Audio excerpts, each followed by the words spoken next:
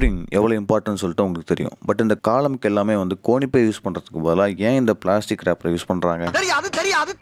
காலங்காலமாக க்யூரிங்க்கு கோணிப்பை தான் யூஸ் பண்ணுறோன்னு சொல்லிட்டு உங்களுக்கு தெரியும். ஐஎஸ் கோட்ஸ்லேயே வந்து கோணிப்பை மாதிரி தண்ணி உறிஞ்சி வச்சுக்கக்கூடிய எந்த பொருளாலும் பயன்படுத்தலாம் அப்படின்னு சொல்லியிருக்காங்க. பட் ஆனால் அந்த பிளாஸ்டிக் பொருள் வந்து தண்ணி உறிஞ்சக்கூடிய பொருள் கிடையாது. பட் ஆனால் ஏன் இதை ரெக்கமெண்ட் பண்ணுறாங்க அப்படின்னா, க்யூரிங் அப்படின்னா ஒரு ஹைட்ரேஷன் ப்ராசஸ். டெக்னிக்கலாக எல்லாமே ஜென்ரலாக சொல்லணும் அப்படின்னா, காலம் வந்து ஈரமாக இருக்கணும், அதாவது மாய்ஸ்டர் வந்து அதை லாஸ் பண்ணவே கூடாது. பட் இந்த கோணிப்பையில் என்ன இஷ்யூ அப்படின்னா, நீங்கள் கண்டினியூஸாக அது ஈரமாக வச்சுருந்தீங்க அப்படின்னா எந்த இஷ்யூவும் இல்லை. இன்கேஸ் அதை ட்ரையாக விட்டீங்க அப்படின்னா அது காலத்தில் இருக்க தண்ணியும் சேர்த்து உறிஞ்சி எடுத்துரும். அதனால தான் இது வந்து அவாய்ட் பண்ணிட்டு நம்ம வந்து பிளாஸ்டிக் மூவ் ஆகிறோம். சரி, பிளாஸ்டிக் எப்படி இது வந்து அவாய்ட் பண்ணுது அப்படின்னு சொல்லிட்டு கேட்டிங்கன்னா, டைரக்ட் சன்லைட் பட்டால் கூட உள்ள இருக்க மாய்ஸ்டர் கண்டென்ட் வந்து வெளியே வராது. அந்த ஐடியல் டெம்பரேச்சரை வந்து கரெக்டாக மெயின்டைன் பண்ணும். இதனால நீங்கள் ஒரு நாளைக்கு 3 வாட்டி பண்ணுற க்யூரிங்கை வந்து ஒரு நாளைக்கு ஒரு டைம் பண்ணால் கூட போதும். லேபர் சார்ஜும் டைமும் நமக்கு வந்து சேவ் ஆகுது. ஸோ அந்த கோணிப்பை விட இந்த பிளாஸ்டிக் ரேப்பர் வந்து நல்ல ரிசல்ட் வந்து கொடுக்கும். கண்டிப்பாக யூஸ் பண்ணி பாருங்கள். மீண்டும் சந்திக்கலாம்.